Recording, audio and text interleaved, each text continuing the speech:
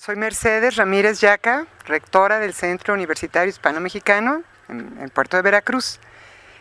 Desde hace muchos años en la institución empezamos un trabajo, digamos, de involucrar a toda nuestra comunidad en cuestiones de cuidado del medio ambiente. El medio ambiente entendido no solamente en el aspecto verde, no solamente en el cuidado digamos, de la flora o incluso de la fauna, sino incluyendo mucho lo socioambiental. De qué manera nos articulamos los seres humanos con la naturaleza para vivir mejor. Este proyecto de impulsar el pago por servicios ambientales en los usuarios del agua en la ciudad de Veracruz se basó sobre todo en un espíritu como de corresponsabilidad. La corresponsabilidad es, digamos, compartir la responsabilidad, ¿no? Nosotros allá abajo, en la costa, dependemos para todo, para vivir, del agua que se produce en la parte alta de la cuenca de nuestros ríos, es decir, en la montaña. Sin embargo, estando allá abajo, como que esto no nos resulta muy evidente, ¿no? De hecho, a los que vivimos en la costa, nos da la sensación de que el agua nunca nos va a faltar. Al contrario, pareciera como que hasta nos sobra, ¿no? Cuando llueve muchísimo, nos inundamos. Entonces el agua es un recurso inagotable. Pero eso no es verdad, ¿no? A lo largo de los años, en lo personal, yo he ido viendo cómo el río Jamapa, ¿no? Cada año durante el estiaje disminuía más y más su caudal. Entonces, bueno, este problema se relaciona con lo que está sucediendo justamente en la cabecera de la cuenca, es decir, en la montaña llamada Pico de Orizaba, que nos queda muy lejos de allá, ¿no? Y que por eso como que no lo percibimos, no lo relacionamos. Entonces, el concepto de pago por servicios ambientales consiste en algo muy sencillo. El que consume un recurso requiere retribuirle a quienes lo producen. Y quienes producen el agua, en este caso, son los habitantes de la parte alta de la montaña. ¿Cómo la producen? Obviamente ellos no la fabrican, ¿verdad? Pero sí con sus actividades cotidianas favorecen que nosotros podamos seguir contando con el agua o lo contrario. El agua está íntimamente relacionada con el bosque. Si se terminan los bosques, se terminará el agua. Y a lo largo de los últimos 30 años hemos perdido la mayor parte de la cobertura forestal del Pico de Orizaba. Entonces, ¿cómo hacerle ver esto para empezar, a las autoridades, ¿no? Porque yo pensaría que de manera natural ellos tendrían que saberlo, pero no, resulta que no. Entonces, bueno, empieza por ahí, ¿no? Por tratar de empujar, tratar de orientar, tratar de hacer ver, ¿no? Que para poder seguir teniendo agua, en este caso el SAS, que es el organismo que lo distribuye, que lo administra, no bastaba con perforar cada vez más y más pozos profundos, ¿no? Al final de cuentas, tanto el agua que corre superficialmente por los ríos, como el agua que existe allá abajo en los mantos freáticos, se capta en la parte alta de la montaña.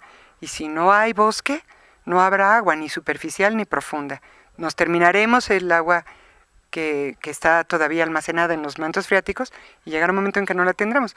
No basta con estar perforando cada vez más y más pozos, ¿no? De hecho, en nuestra zona, tan cercana al mar, al perforar pozos, cuando el pozo se agota, si se sobreexplota el pozo, se saliniza, porque hay entrada de agua de mar. Y al salinizarse un pozo, eso saliniza otros pozos cercanos. Entonces se echan a perder.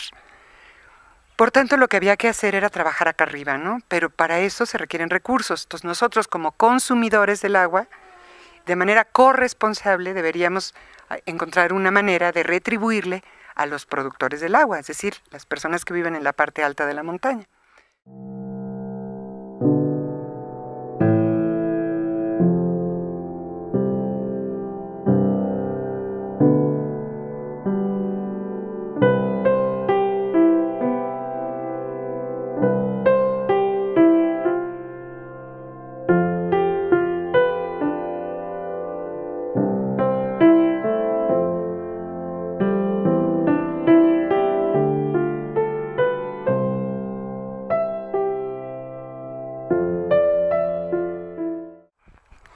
Mi nombre es Francisco López, yo soy aquí de San Miguel Suapan.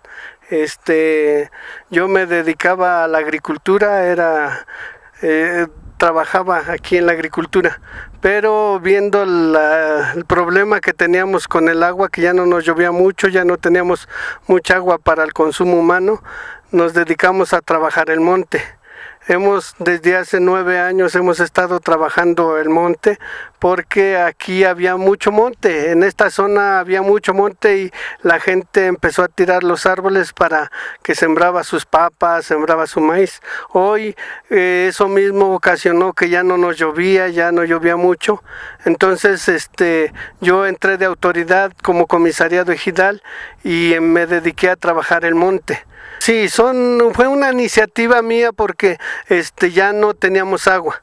El agua era insuficiente y empezamos como iniciativa propia a buscar proyectos en algunas partes para tener apoyo para que nos ayudaran a reforestar el monte.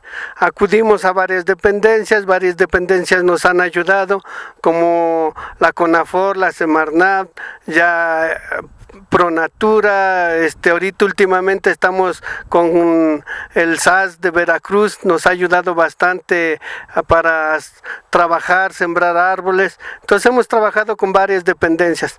Sí, fue a través del ingeniero Ricardo, él fue el que nos echó la mano para trabajar, para empezar a trabajar acá, nos apoyaron con algunos recursos para sembrar 300,000 árboles, pero vino la helada y pues nos afectó ya 2 veces, nos afectó la cosecha.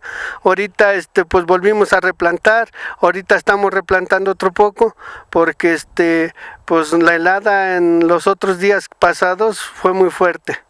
Somos 380 ejidatarios aquí en el ejido. Contamos con una superficie de 2,400 hectáreas aquí en el ejido.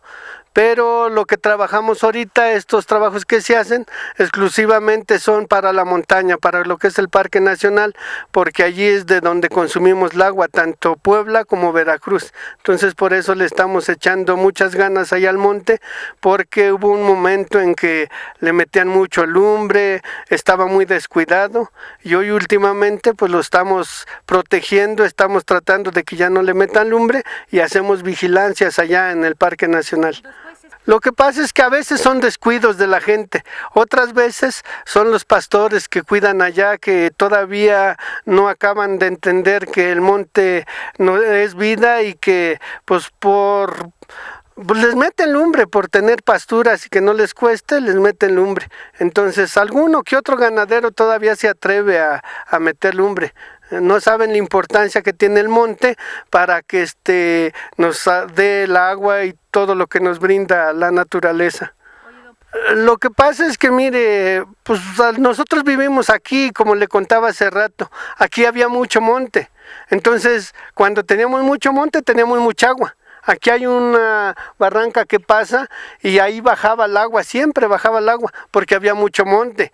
Pero le digo, como le decía, en los 80s, en el 80 hacia atrás, todo esto había mucho monte. En ese entonces, ahorita estaremos contando con un 10% del agua que había en esos tiempos. E incluso cuando empezamos a trabajar, el agua ya era muy poquita. Ese trabajo, le digo, llevamos 8 o 9 años trabajando y ha aumentado otro 10 o 15% con los trabajos que se han hecho. Sí se está viendo el fruto, incluso ahorita que pasen aquí abajo en la barranca van a ver que está corriendo el agua. Está corriendo el agua, ¿por qué? Porque se ha trabajado, se ha estado cuidando. A algunas otras comunidades se han invitado y están participando también en el cuidado ya del monte. Se ha ayudado bastante, le digo que ha sido bastante porque son muchas las dependencias que nos han ayudado. Entonces, una nos da un poquito, otra nos da otro poquito y otra, pues entonces la gente se ha ido beneficiando. Incluso, le digo, hace un año tuvimos un problema porque la helada acabó con todas nuestras siembras y entonces la gente no tenía que comer, pero como nos dieron proyectos, la gente de allí se estuvo beneficiando. Trabajábamos con 70, 80 gentes diarias, entonces entonces ya tenían un jornalito para ir comiendo, ya no se sufrió tanto, que es donde se producen los arbolitos, y el sistema que ya vimos hace rato, y son estas charolas donde también se trabajan. Trabajamos dos sistemas, en el de bolsa y en el de charola.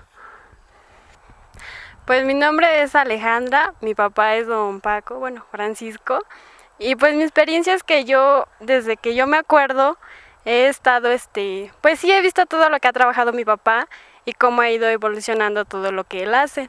Cuando yo todavía me acuerdo, el río no bajaba, ni se veía el monte como se ve ahora. Y pues sí ha cambiado mucho, y por lo mismo mucha gente viene a visitar ya el volcán, porque pues ya está más bonito, ya hay más nieve, y pues ya pues sí, ya es otro tipo de ambiente. Pero sí, o sea, antes yo me acuerdo que ya había muy poquita nieve en el volcán, y ahora pues en cambio, pues ahorita está nublado y casi no se ve, pero sí ya ha ido cambiando todo esto. Aquí se ve que el agua ya volvió a correr, ya volvió a salir. Se hacen las zanjas bordo y las tinas ciegas para que el agua se concentre ya en la montaña y empiece a llenarse más los mantos. Entonces, si aquí alcanzan a ver, ya está bajando más agua gracias a los trabajos que se han hecho. Este río cuando yo me acuerdo no bajaba agua por acá, y hasta apenas hace poco el agua empezó a bajar. Y mi hermanito tiene 4 años y él también ya lo empezó a conocer, pero cuando él nacía igual aún no bajaba. Pues sigamos trabajando el monte, porque eso nos va a beneficiar tanto a los que vivimos aquí en la montaña como los que viven en la ciudad.